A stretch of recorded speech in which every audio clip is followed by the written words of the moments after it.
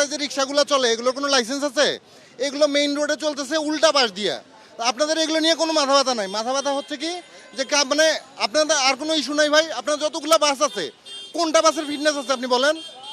আপনি বলেন কোন বাসটার ফিটনেস আছে? এগুলো রাস্তায় চলে কিভাবে? ফাইজলামো করার জন্য এগুলো করতেছেন আপনারা?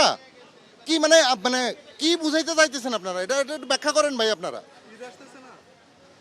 না টাকা লাগলে বলেন, টাকা লাগলে বলেন, টাকা লাগলে অন্য ব্যবস্থা করেন আপনারা। চাঁদা তুলে নেন, এটা তো পারেন আপনারা। ছবি তুলে নিয়ে গেছে, ওই যে পিপিএল রাস্তায় দাঁড় করায় রাখছে, ওখানে তো কোনো মামলা হয় না।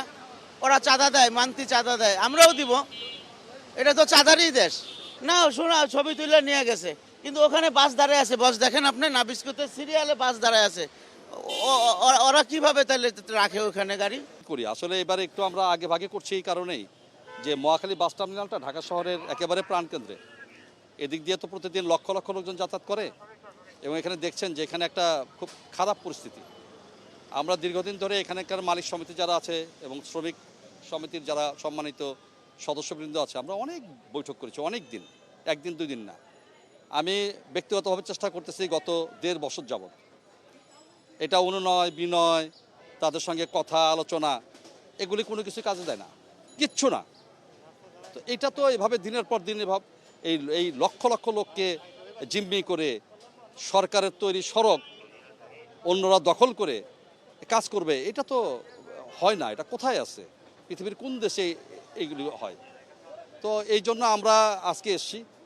আমরা তাদেরকে প্রথমে বোঝানোর চেষ্টা করতেছি, আমরা বলছি যে কাজটা ঠিক না, আপনারা দয়া করে যান, চলে যান। এবং তারা কোথায় যাবে সেই ব্যাপারটাও নিশ্চিত করা হয়েছে, একাধিক অপশন দেওয়া হয়েছে। কিন্তু শেষ পর্যন্ত আমাদের সবচেয়ে বড় দুর্ভাগ্য হচ্ছে যে আমরা যত কথাই বলি না কেন, যতক্ষণ পর্যন্ত আমরা মাঠে অ্যাকশনে না যাই ততক্ষণ পর্যন্ত কোনো কাজ হয় না। এটা অত্যন্ত দুর্ভাগ্য। এবং আমরা সবাইকে বলি যে এই কাজটা আমরা চাই না। আমাকে কেন আমার দেশের লোকের বিরুদ্ধে দাঁড়াতে হবে? আমাকে কেন এই অ্যাকশনে যেতে হবে? আমাকে কেন বল প্রয়োগের কথা ভাবতে হবে? এটা তো আমরা ভাবতে চাই না। আমরা অনেক দিন অনুরোধ করার পরে যখন এটা ঘটে নাই, তখন আজকে আমরা কোনো অ্যাকশন বা কোনো কিছু না, আমরা যে কাজটা করছি সেটা তাদেরকে সরে যেতে বলছি। অপশন কয়েকটা, হয় সে সরে যাবে, আমরা কিছুই বলবো না।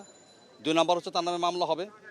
আর যদি কেউ আমাদের কাছে বাধা দেয় তাহলে গাড়িটাকে নিয়ে সুন্দর করে আমরা ডাম্পিং করে ফেলবো, রেকার লাগাবো। এই 3টা অপশনের বাইরে কোনো অপশন নেই। এবং মহাখালীতে আমরা যে কাজটা শুরু করছি এটার বাইরে যাওয়ার কোনো সুযোগ নেই। মহাখালী সাধারণ লোকের যান চলাচলের জন্য উন্মুক্ত অবশ্যই থাকবে। এটা যদি প্রয়োজন হয় তাহলে আমি প্রতিদিন এখানে আসবো।